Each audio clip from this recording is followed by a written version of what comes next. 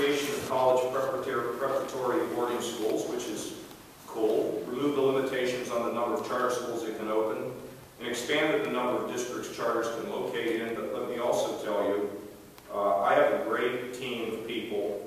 I work very closely with Stan. I love Stan, because I know where his heart is, and he's involved in all of our meetings. And Dick Ross is great, a performer and a producer, as you can find in the state. Barb, you all know, has been in the department since the department was created. And my special favorite is Sarah Dove, who worked with me when I was out of the government, who was a fourth grade teacher and highly acclaimed in her school.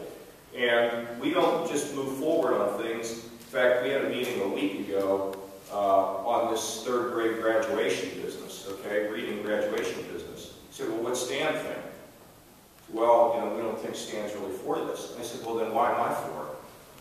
So we got Stan in there, and they worked together, and they pounded out something that we think is going to help. It's not going to just be, aha, we got you. It's going to be a process whereby we can circle the child and make sure that they can get the skills that they need, that's the way we work. And we are all concerned about charter schools. I mean, we can't have a situation where we create a charter school and it's doing a lousy job and we just ignore it, Todd. I mean, this whole business of, well, we've had bad public schools, so therefore, we can't close down a bad charter school because we have some bad public schools. I mean, that's nonsensical. I mean, I know there's issues connected to it, which is the type of student that they get in the charter school, but we think it's important that we do assessments with the charter schools as much as we do with the public school. There's no sanctity there because you happen to be a charter school. And there are reasons why some of these charter schools fail.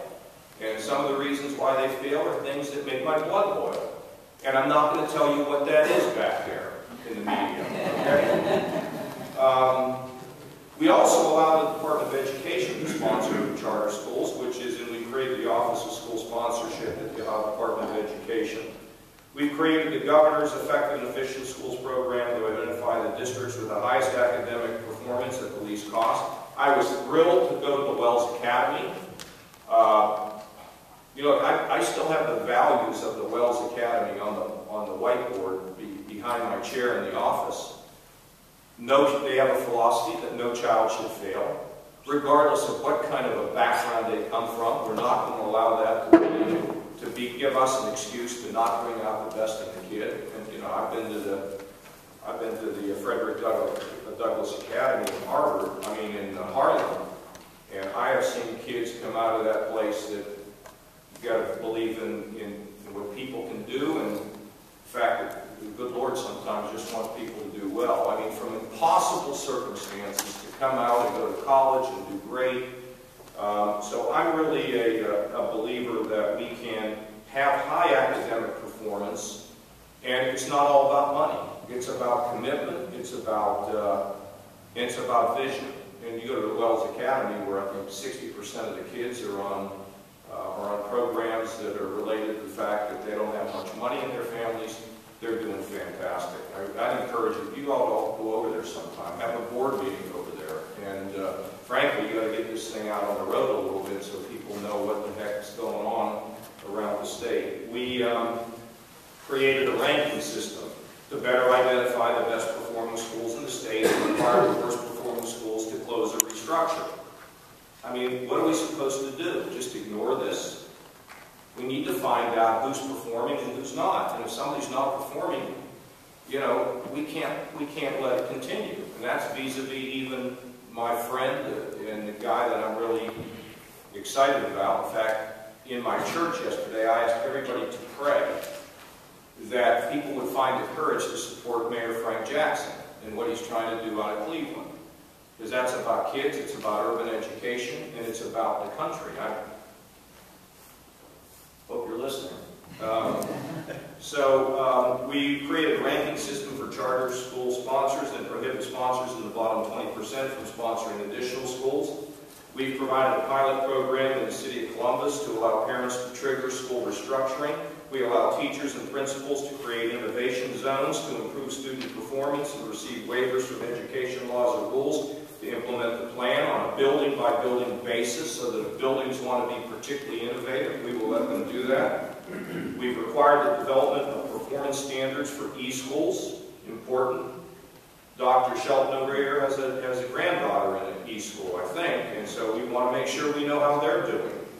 And I don't know if I think it's in here somewhere, but this whole business of blended education, we'll get to that. Created a statewide program to allow schools to make up days lost due to calamities online or through the use of blizzard bags. Allow districts under fiscal distress to have a little bit more time to pay back what they owe. We allow local school districts to use evaluations as the basis for teacher retention and promotion decisions and removal of poorly performing teachers instead of seniority. Now here's what we're doing, folks, with our teacher evaluation. Sarah, first of all, we emailed everybody asking teachers to get involved, and we had some success with that. Sarah and Bob Summers at the time, and I think Barb, they traveled the state, and they sat down with people and said, how do we do this? And I was up in Ashland, and I made the statement, I came out of the meeting, I made the statement, I don't need to be in the middle of this. Let teachers themselves, peer-to-peer, come up with an evaluation system that will work. And because teachers have different feelings about the way they ought to be evaluated. I'm all for that. The bottom line on all this is that at least 50% of the evaluation should be based on how kids are performing.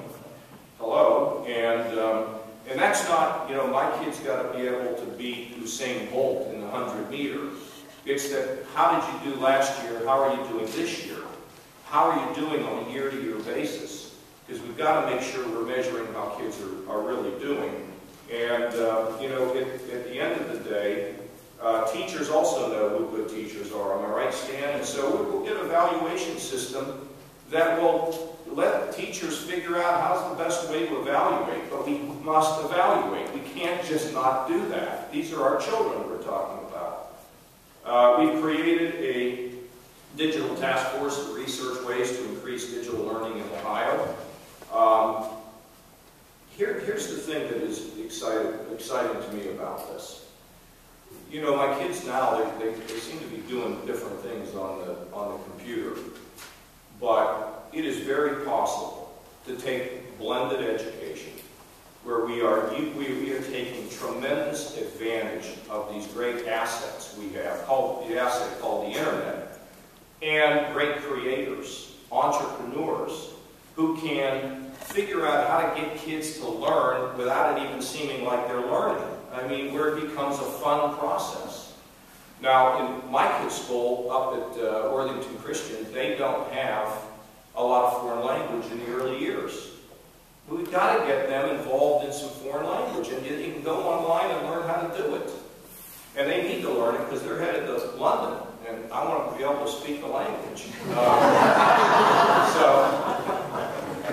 Anyway, the point of the matter is, these assets can help kids to be tutored without a human. We have to get this blended learning really in place. And it's not just a computer in every classroom. You put a computer in a classroom, so what? It's what you do with it. And frankly, there's a big discussion going on now about the fact that teachers will become coaches more than they will be the traditional teachers that we had when we were in school. Now, I'm not sure that I buy that, but I'm also getting older. So, when you get older, you kind of think, well, it's got to be the way it's always been. But the idea of allowing a teacher, for example, who's really tech savvy, to be able to be in a classroom and come in the first day and say, look, kids, this is going to be different. I'm going to give you a series of things that you can learn. I'm going to give you the computer programs. I'm going to give you the websites, and I'm here to coach you. I'm here to come around and supplement what is happening. With world-class teachers from all over the world is something we have to think about. It's not something that we should just slap into place, but I tell you, you get a teacher in a building and I'm the principal, I'm probably going for it. How about it, Stan? So we need to think about it, and we need to measure it as well.